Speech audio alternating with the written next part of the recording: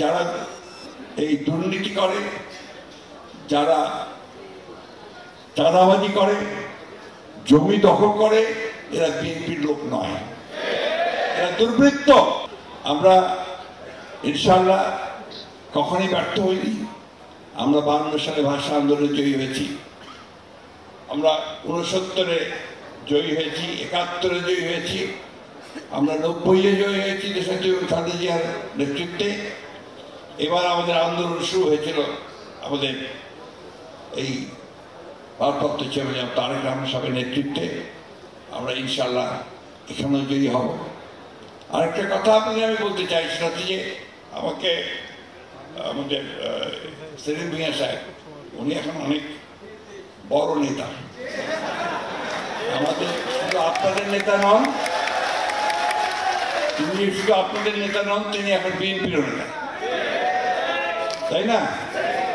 তো এখন উনি আমাদের একটা কাগজ তুলে দিয়েছেন যে ম্যাডামের একটা ঘোষণা ছিল চাকরি জাতীয়করণ করার জন্য। ম্যাডামের ঘোষণা তো সকলের জন্য শিরোধার্য আমাদের। সরকারে আসতে হবে তো,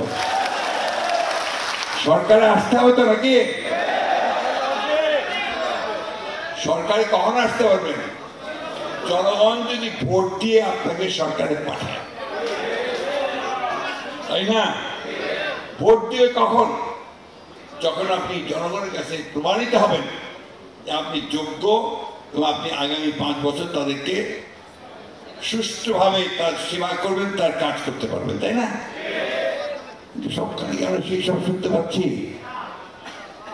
পত্র পত্রিকায় বাইরে বিভিন্নভাবে সমালোচনা হচ্ছে না? এই সমালোচনা যেন না হয় তার কাজ করতে হবে। আমরা চাই না।